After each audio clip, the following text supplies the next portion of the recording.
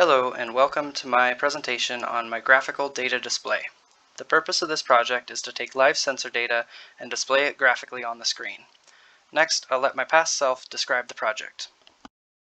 As you can see, when the device boots, we get the primary axis with data in blue, and we can use the graph toggle command in the console to enable or disable the secondary axis. Normally it would display in red, but when the two overlap, they display in magenta. Here we're going to change the pitch of the device, and we'll note that the blue pitch data goes up while the red roll data stays the same. There we go.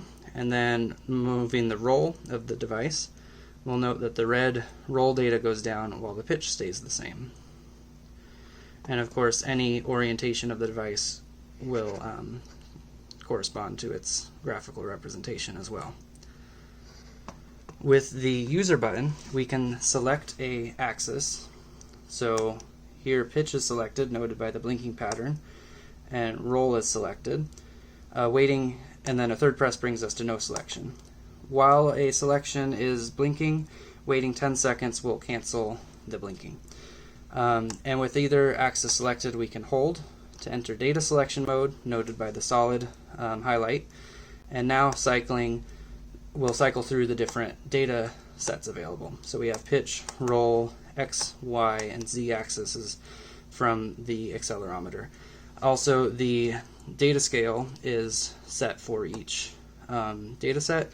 So pitch is -90 to 90, roll is -180 to 180, and the X, Y, and Z's I did -50 to 50 because I didn't bother figuring out what was relevant there.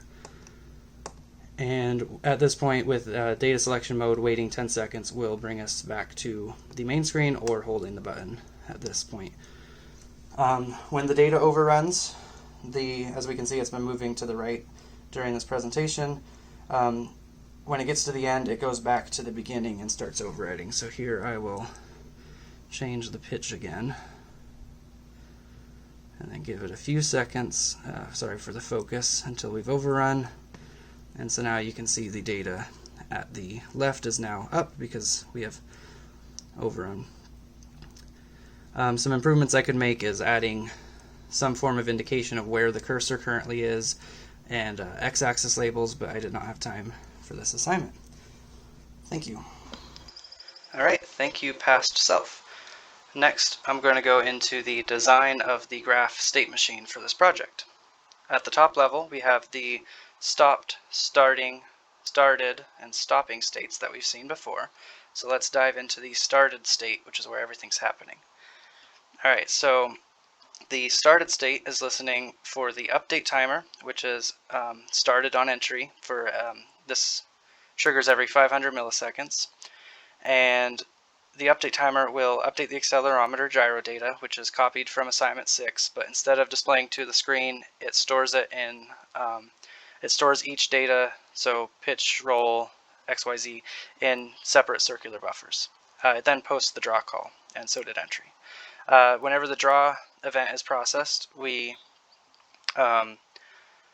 draw the separate parts of the graph. So the draw axes draws the vertical and horizontal lines, draw labels draws the axes labels, draw values draws the values on the left and right of the graph, and draw data draws the graph itself. I had to create a new display draw graph request event so that I could send pointers of the axes data to the display driver to draw it in one event instead of an event for each pixel on the graph, which would overrun the event queue. So the circular buffers that are being written to in an update timer are being read from the display driver via this display draw graph request. And then also there is the graph toggle secondary request event, which is in the console commands, and that's for toggling this mshow secondary flag, which is used by these draw calls to determine whether the secondary axis data is shown or not. And so with the multiple draw calls all throughout this design, I used the post not in queue function, which will only post the event to the queue if the event is not already in the queue. So even if two draw posts happen immediately after each other, only one will be in the queue. The rest of the state machine design is for handling the axis selection and the data selection. So starting in normal, we have this M index, which equals 0, and when the button is pressed, we are incrementing M index. Depends on whether the secondary axis is shown or not. And when M index is not 0, we're toggling the highlighted flag and drawing, and so that tells draw labels to highlight or not highlight the label, causing a blink. And then if we hold the button with M index not 0, we enter select, which stops the blink timer and listens for the press event, and will take the selected axis from the index that we came in with and increment its data selection. So that's how I get from pitch to roll to XYZ, etc. And then to leave select, we can either hold the button or let the state timer expire. And when we're in normal while blinking, letting the state timer expire just sets us the index to 0 and stops the highlighting. If the index was 0, letting the state timer expire does nothing, and the state timer is not restarted here. It only restarts when the button press is either on entry or when a button is pressed, same as in select. To get this whole thing to work, I had to make a couple modifications to the display driver. I set the rotation and filled the screen to black instead of the defaults. And then, of course, I added this new display draw graph request function, which takes, event, which takes two event parameters for pointers to standard array float 257. 257 is just the number of columns in the graph, so the number of possible pixels.